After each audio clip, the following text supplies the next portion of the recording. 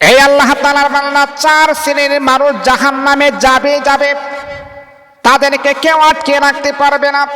তাদের ঠিকানা আল্লাহ পাক রব্বুল আলামিন জাহান্নামের ভিতরে আমার আল্লাহ তাদেরকে দাখিল করবেন, জাহান্নামের ভিতরে আমার আল্লাহ তাদেরকে প্রবেশ করাবেন। তাদেরকে কখনো আপনি জাহান্নাম থেকে আটকে রাখতে পারবেন না। যদি আপনার ভিতরে চারটা বদ অভ্যাস যদি থাকে, মুসলমান বন্ধুরে, জাহান্নামের আগুন বরদাস্ত করার মতো ক্ষমতা পৃথিবীর কোনো মানুষকে আমার আল্লাহ দেন নাই। আপনিও কখনো সহ্য করতে পারবেন না জাহান্নামের আগুন। ক্ষমতা জাহান্নামের আগুনটা এমন হবে, জিবরাইল আমিন ফেরেশতা আল্লাহর হাবিবকে বলেন, ইয়া রাসূলুল্লাহ, ইয়া হাবিবাল্লাহ, ও আল্লাহর নবী, জাহান্নামের আগুনটা কেমন হবে গো নবী? আপনি জানেননি গো নবীজি, জাহান্নামের আগুনটাকে 1000 বছর জ্বালানোর পরে জাহান্নামের আগুনের কালার হয়ে গেল সাদা। কি কালার? সাদা। না, জাহান্নামের আগুনের কালার হয়ে গেল গোল্ডেন কালার হয়ে গেল। গোল্ডেন কালার হওয়ার পরে আল্লাহ পাক রব্বুল আলামিনের কাছে বললাম, রব্বুল আলামিন, আল্লাহ জাহান্নামের আগুনের কালারটা একদম গোল্ডেন হয়ে গেল।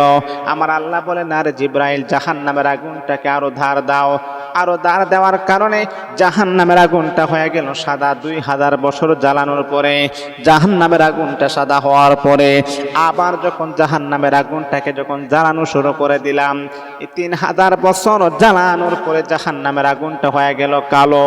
এমন কালো আপনি জানেননি, অমাবস্যার অন্ধকার যেমন কালো, এর চাইতে আরো বেশি কালো।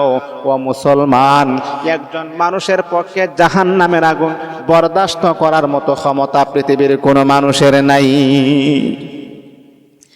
এই জন্য চারটা বদ অভ্যাস যদি আপনার ভিতরে থাকে, তাহলে আপনি জাহান্নামী হয়ে যাবেন। কেউ আপনাকে আটকে রাখতে পারবেন না।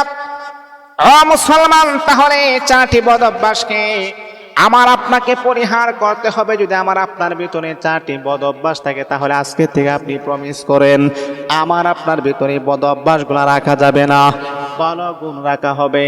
যেই গুণ রাখলে আমার হাবিব খুশি হবে, আল্লাহ পাক রব্বুল আলামিন খুশি হবে, আমার আল্লাহ আমাদেরকে মাফ করে দিবেন, জান্নাতি বানায় দিবেন।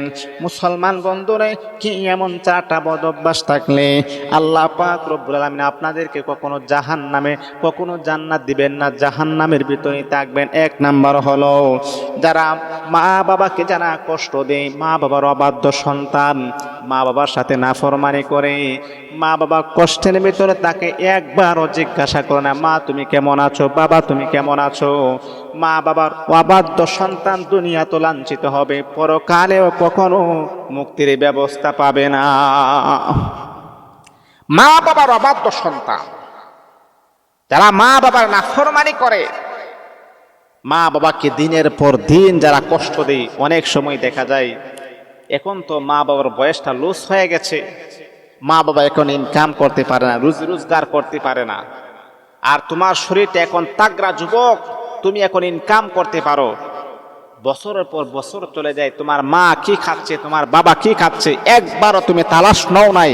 সন্তান শোনো, তুমি কখনোই জান্নাতে যেতে পারবে না, এমনকি জান্নাতের গ্রান পর্যন্ত তুমি পাবে না। 1 নাম্বার হলো, মা বাবার অবাধ্য সন্তান কখনো জান্নাতে যাবে না। 4 শ্রেণীর মানুষ জাহান্নামে যাবে। এটা আমার মন গড়া কোনো বানানো কথা নয়। বিশ্বনবী মুহাম্মদুর রাসূলুল্লাহ সাল্লাল্লাহু আলাইহি ওয়াসাল্লাম বলেছেন, 1 নাম্বার হলো মা বাবার অবাধ্য সন্তান। 2 নাম্বার হলো যারা কোটা দেয়, দান করার পরও যারা কোটা দেয়। যেমন ধরুন, একটা মানুষকে আপনি সহযোগিতা করলেন, একটা মানুষকে আপনি দান সদকা করলেন, একটা মানুষ বিশাল বড় একটা বিপদের সম্মুখীন হয়ে আছেন, আপনি তাকে সহযোগিতা করলেন। কিন্তু মুসলমান বন্ধুরে, আল্লাহর হাবিব বিশ্বনবী সাল্লাল্লাহু আলাইহি ওয়াসাল্লামের আদর্শ হচ্ছে, কোনো মানুষকে সহযোগিতা করার পরে, কোনো মানুষকে দান করার পরে আর কখনো আপনি কোটা দিবেন না, আর কখনো আপনি বলবেন না। যদি আপনি বলেন, তাহলে মনে রাখতে হবে ওই মানুষটা অত্যন্ত বড় কষ্ট পায়, ওই মানুষটা অত্যন্ত বিশাল বড় কষ্ট পায়। হারে কারণ প্রতিটা মানুষের সম্মান রয়েছে, প্রতিটা মানুষকে আল্লাহ পাক রব্বুল আলামিন কিছু না কিছু সম্মান মর্যাদা আমার আল্লাহ দিয়েছেন। প্রতিটা মানুষের কিন্তু একটা আত্মমর্যাদা রয়েছে। যেই মানুষটাকে আপনি দান করলেন, সেই মানুষটাকে আপনি সহযোগিতা করলেন, আপনি তার কতগুলা বন্ধু বান্ধবের সামনে, এতগুলা মানুষের সামনে আপনি বললেন তোমাকে না আমি 5,000 টাকা দিয়ে সহযোগিতা করলাম, ওই মানুষটা মারাত্মক কষ্ট পেয়েছে। নবীজি বললেন দান করার পরও সে বিন্দু পরিমাণ কোনো সওয়াব পাবে না, এমনকি এই কোটা দেওয়ার কারণে আমার আল্লাহ তাকে জাহান্নামের ভিতরে নিক্ষেপ করবে। তাহলে কি 2 নাম্বার হলো কোটা দেওয়া যাবে না, দান করার পরে কোটা দেওয়া যাবে না? এ মুসলমান, 3 নাম্বার হলো যারা জুয়া খেলে, তাস খেলা রয়েছে, যে সমস্ত খেলার ভিতরে জুয়ার আবাস রয়েছে, যে সমস্ত খেলার ভিতরে জুয়ার আবাস রয়েছে, ওই সমস্ত খেলা হারাম।